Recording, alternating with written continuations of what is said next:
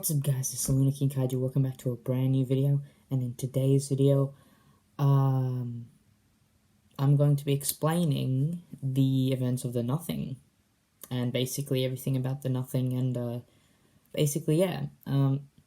so just about an hour ago I released the Nothing as of recording this, but I got a bunch of positive feedback from it, so thanks everybody, and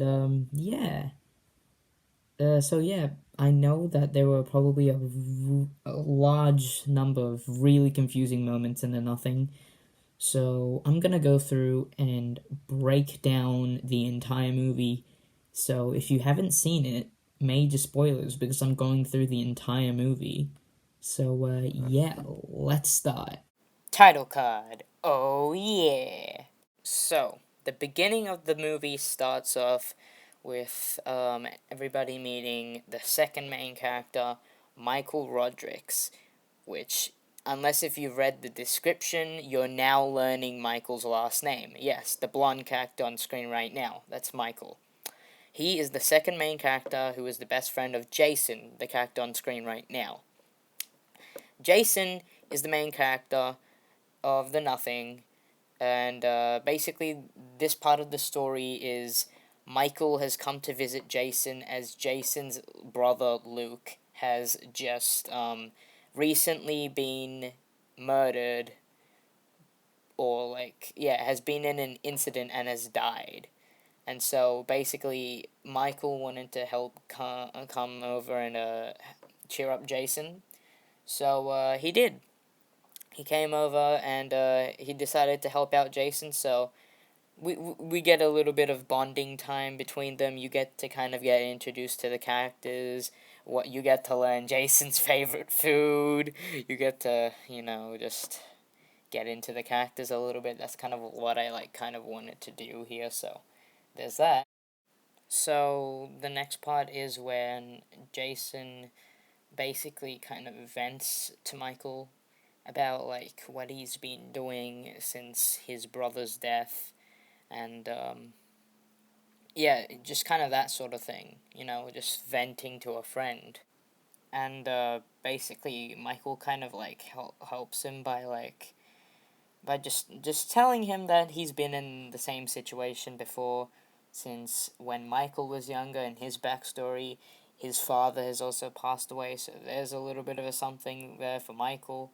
And that's the end of this in this side of the segment. So the next part is probably the first of all the confusing parts. It's where Jason, he decides to just go outside and take a breather because he's feeling really down, and he starts getting visions and memories that aren't his. As most of you know that from Freddy's arrival, most of you are probably wondering why Jason can see Luke's perspective and see exactly how he died even though he wasn't there. It's because, right? It's because Void was the one giving him the visions from somewhere off the screen this entire time. And so basically Void was also showing him his brother's memories and his perspective and exactly how he died, the way he died, and everything. And it was all just there, just so he could traumatize Jason. So basically, guys, I'm going to explain what Void is basically trying to accomplish in this movie. He is... Okay, I know I just said he, but let me just point something out. Void does not have a specific gender. It is an it. Void is an it, but it has enough intelligence to think that if it were to have a gender, it would be a he. So I'm going to refer to Void as he. So with that, Void's main goal in this movie, he doesn't necessarily have a big goal to accomplish in this movie, really. It's just, what would you do if you were a sinister, godlike being that had the power to basically change reality. You could literally destroy the planet by snapping your fingers. You could do 98% of all possible things in the universe and beyond. That's what Void is capable of. And he decides to basically torture a poor little soul, and in this case, that happens to be Jason. And since, well, mainly it's because Void already played with Luke, who is Jason's brother, who is the guy in the Five Nights at Freddy's MMCU series. Since he already toyed with him, he decided may as well toy with his brother. So that's how that happened. And if you're, like, confused about how Void was even in the FNAF movies, don't worry, that'll be explained later. But for now, let's go back onto the movie. So, after Void manages to put Jason to sleep, he ends up waking up in a strange-looking place, which happens to be a mansion, where everything outside is just completely pitch black, like you can't see anything, as said by Jason in this scene. Wait a second. Why is it so dark outside?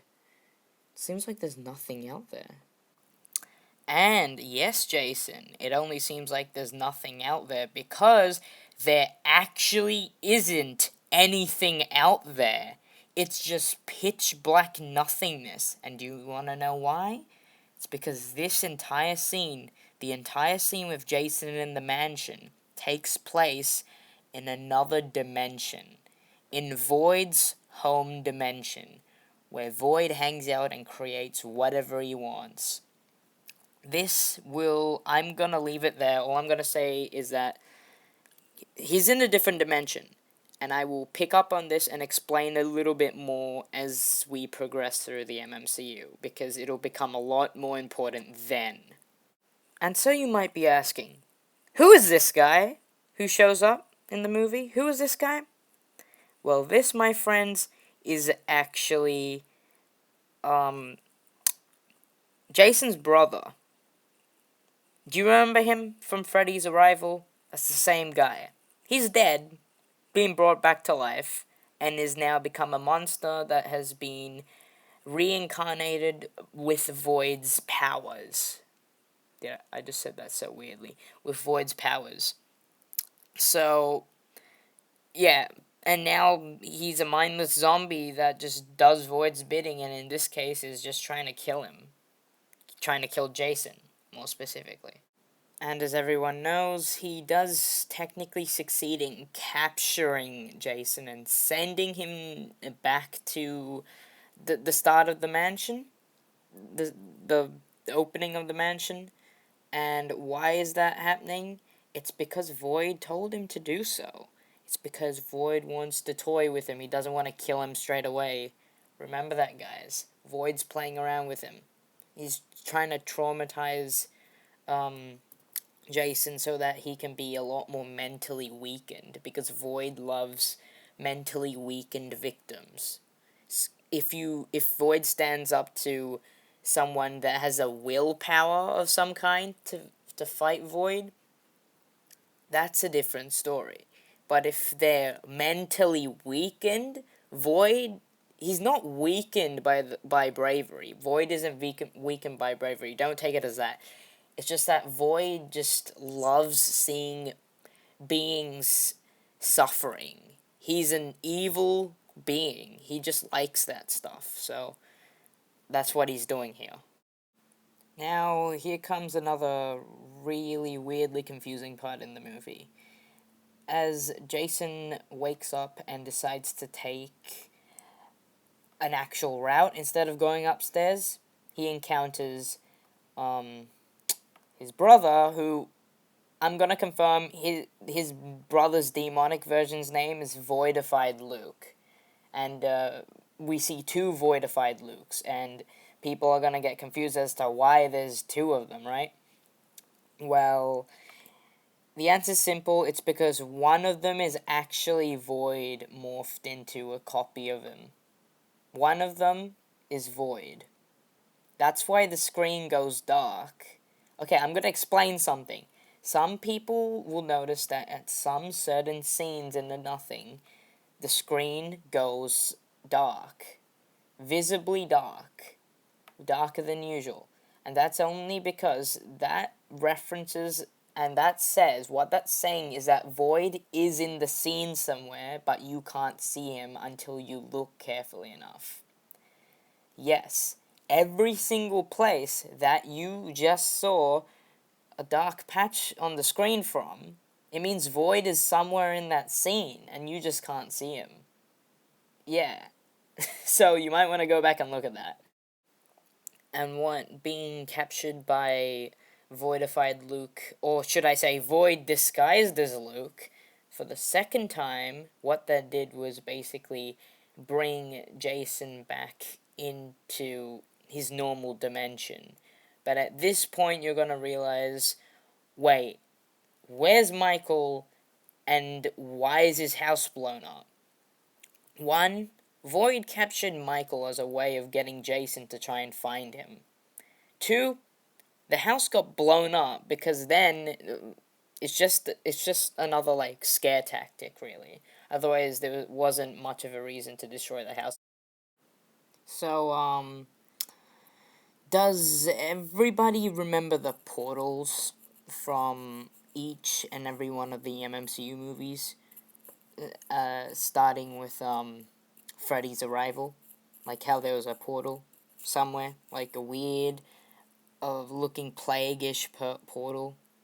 Um, yeah, those portals are actually mentioned briefly in a newsletter that Jason finds on the ground. And yeah, just wanted to point that out. So that's what the strange portal talk was for those who haven't seen the other previous MMCU movies. For those who don't know, this is a part of a big cinematic universe. Go watch the other movies, and this will all make sense. Anyways, Jason goes off to try and find Michael in an abandoned asylum, which Void has called him to through another book that he found, and he happens to pass by Voidified Luke on the left of the tree, which by the way, guys, if you don't know, Jason completely was oblivious to him. He didn't even realize he was there. So, yeah.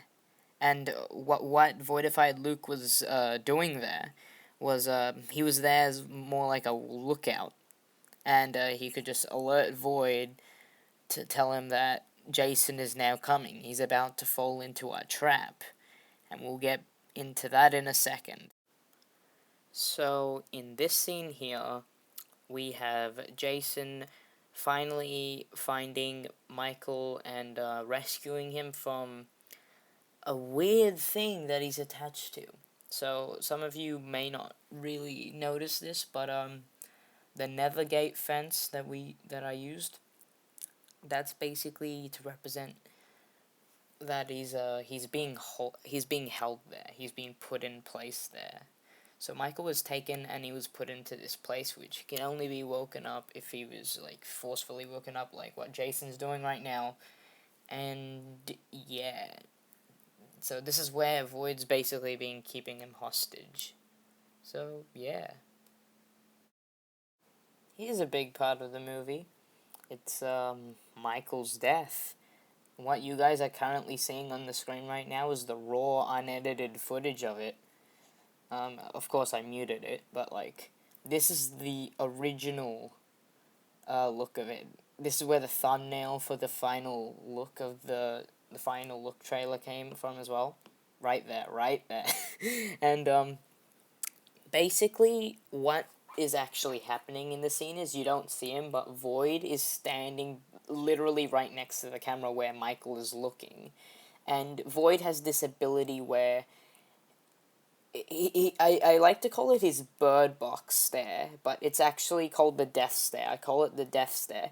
When Void activates this ability and you look at him, you instantly like want to kill yourself. That's like a thing. It's like a power that he has.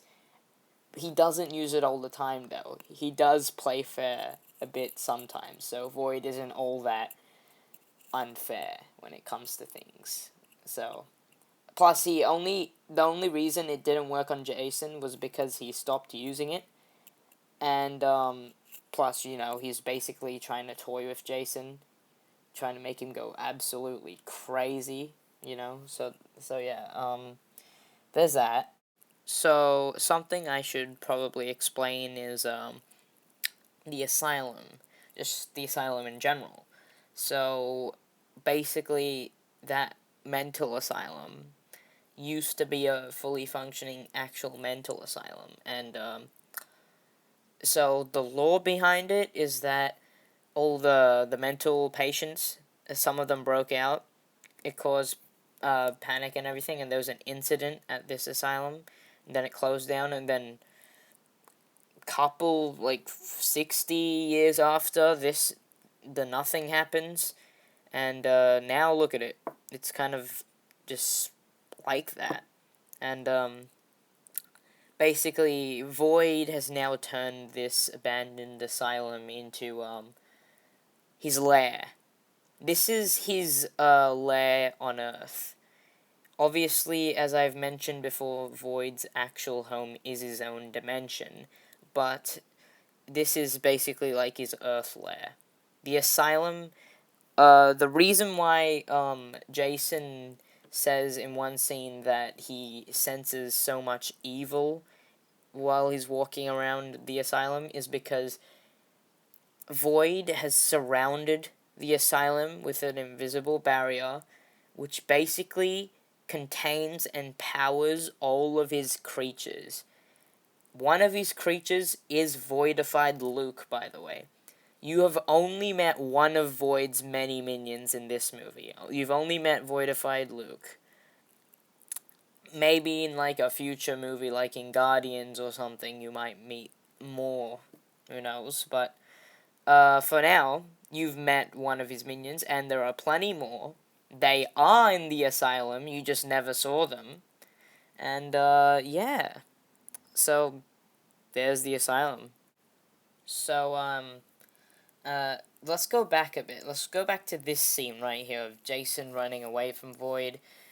This scene is kind of like for those who have seen Five Nights at Freddy's Arrival, you'll know that this scene with the music combined is an exact replica of the scene from Freddy's Arrival, from where Luke runs away from Springtrap. I'll play it on screen right now. Nope, nope, nope.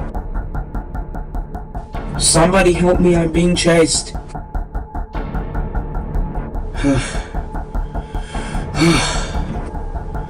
And yeah, basically I just kind of wanted to cover that.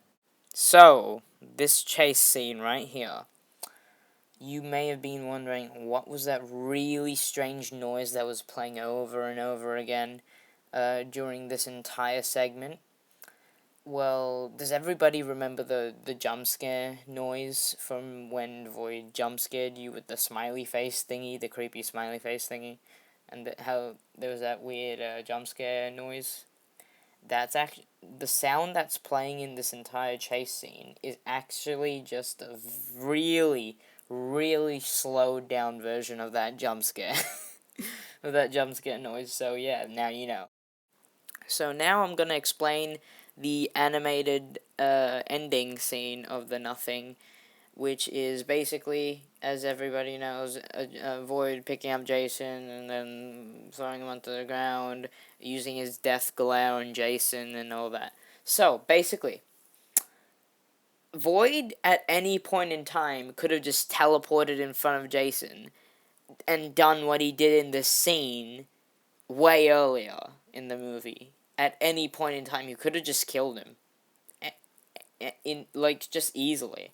But he chose to make Jason go through the pain of losing his best friend, getting haunted by his brother, and all that, so that when he does reach the point where he does actually kill Jason, it's more painful for him. More painful for Jason. So, yeah, and then Void basically, in this part, controls him, so when Jason lands, he does break every single bone in his body. And then what Void's basically doing is using his powers to, get Jason up again and then restrain his hands, even though he technically doesn't need to since his hands are kind of broken, and kind of make him think that Void's turning him into one of his monsters, but really, he's just trying to use the death glare on him. He just used the death glare on him right then. Jason, however, did resist. Jason did resist, and it's mainly because he felt like a really powerful hatred towards Void, to the point where he could somehow just resist his death glare, but not enough to completely stop it. As you see here, he failed miserably, so yeah. And then you just get that nice little look of Void before the scene ends. So, yeah, that's done. So, and this scene right here, which happens directly after Jason's death, is mainly just here to fill in something as the people watching it process Jason's death, because it happened so quickly. So I kind of gave you a bit of time to process Jason's death by adding this mini scene here, before eventually revealing Void, who flies into the camera, and then boom, the movie's over and roll credits. And yeah, so there's that. Now, before we cover the post-credits, I'm just going to say that this scene right here in the credits is just the aftermath of the movie. It's just Void flying in the air just before the post-credit scene happens. So, yeah, there you go. I'm going to move on to the post-credit scene now. The post-credit scene. So, as everyone knows, this is the aftermath of the Nothing, and the one and only daytime shot in the entire movie. And there's the portal.